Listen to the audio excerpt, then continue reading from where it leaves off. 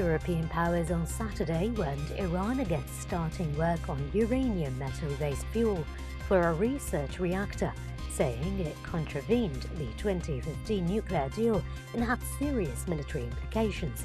The UN nuclear watchdog, the IAEA, and Tehran said that Iran had started the work, the latest breach of its agreement with 6 major powers, as it presses for a lifting of US sanctions.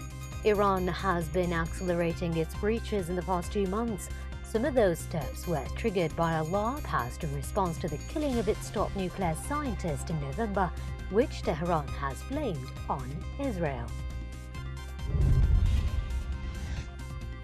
Democratic President-elect Joe Biden nominated U.S. foreign policy veteran Wendy Sherman, a key negotiator of the 2015 nuclear deal with Iran, to be the number 2 official at the State Department. Biden also nominated Victoria Nuland, a retired career Foreign Service officer who was the top U.S. diplomat for Europe, NATO ambassador and State Department spokeswoman, to be Undersecretary for Political Affairs, effectively the third-ranking U.S. diplomat. Sherman, who has a master's degree in social work, was the State Department counselor from 1997 to 2001, a period when she was also a policy coordinator on North Korea. From 1993 to 1996, she served as Assistant Secretary for State for Legislative Affairs.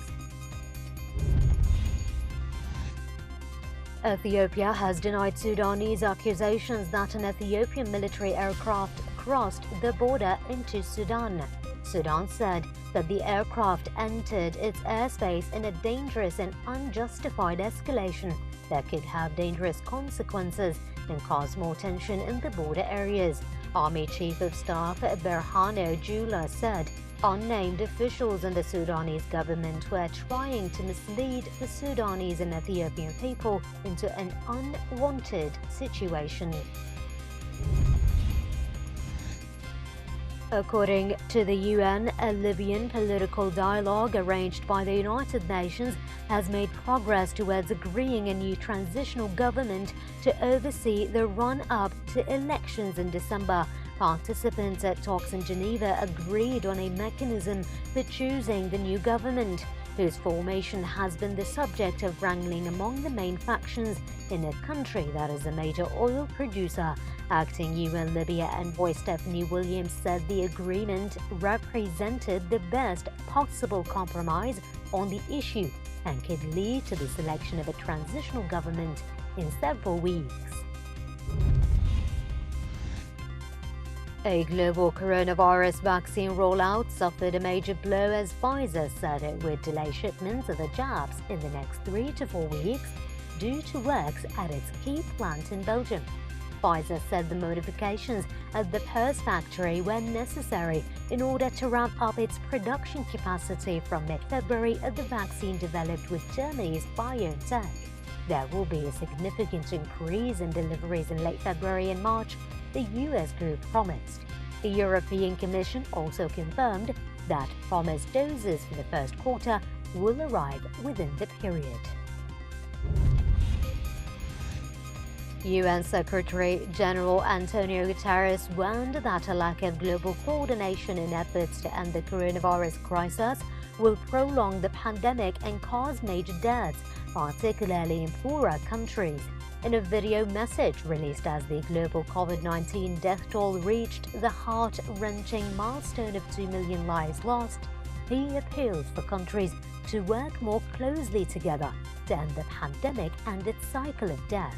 It took 10 months after the disease emerged in December 2019 to reach the first grim milestone of 1 million dead at the end of September last year.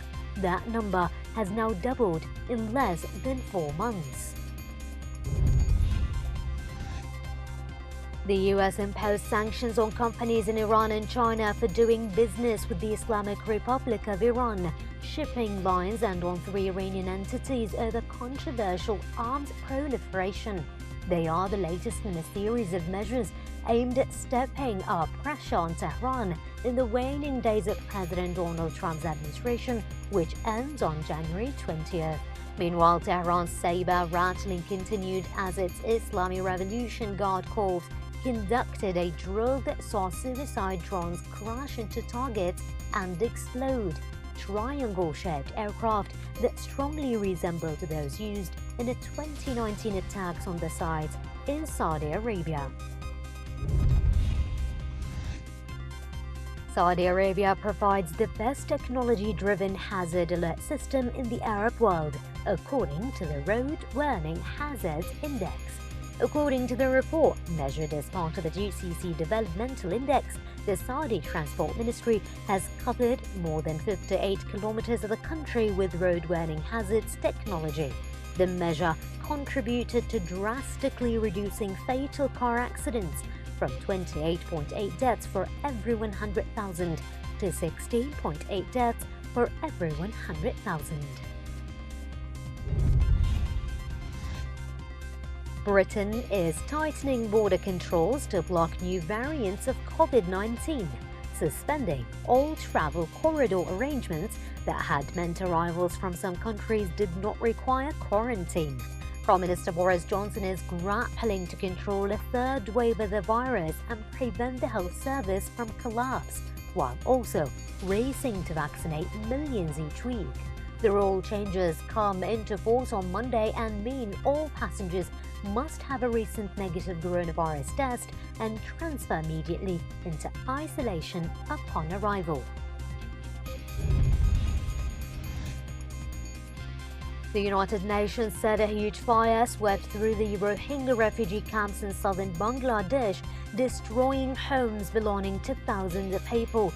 The UN Refugee Agency said more than 550 shelters home to around 3,500 people were either totally or partially destroyed in the blaze, as well as 150 shops and a facility belonging to a non-profit organization. UNHCR said it was providing shelter, materials, winter clothes, hot meals and medical care for the refugees displaced by the calamity of the camp in Cox's Bazar district, a sliver of land bordering Myanmar in southwestern Bangladesh. The Algerian Military High Command announced it wants to establish a strong, modern and advanced army that meets the reputation of the new Algeria. According to the statement of the Defense Ministry, the Army Chief of Staff said Changaria met in Algiers with senior army officials to discuss a clear roadmap. Changaria asserted that since he assumed his position, he has been keen to set a roadmap for the army, which he tried to consolidate with leaders and commanders during field visits to military units, as well as his meetings with a number of officials. The United Nations Atomic Watchdog Agency confirmed that Iran has informed it that the country has begun installing equipment for the production of uranium metal, which would be another violation of the landmark nuclear deal with world powers.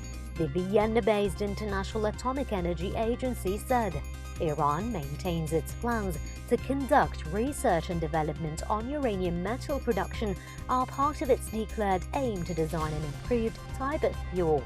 Uranium metal can also be used for a nuclear bomb, however, and research on its production is specifically prohibited in the so-called Joint Comprehensive Plan of Action signed with world powers in 2015. Sudan warned that there will be serious consequences after Ethiopia's recent military violations, stressing that the air stories at the border contribute to increasing security tensions. Ethiopia has pushed large reinforcements to its border with Sudan, while the Sudanese army still maintains its military deployment within its territory and the areas it has retaken in the last period. The chairman of Sudan's Sovereign Council, Abdel Fattah al-Burhan, accompanied by the Chief of Staff, Lieutenant General Mohammed Uthman al-Hussein, and a number of senior Sudanese army commanders, arrived at the Sudanese-Ethiopian border to inspect the forces at the front lines.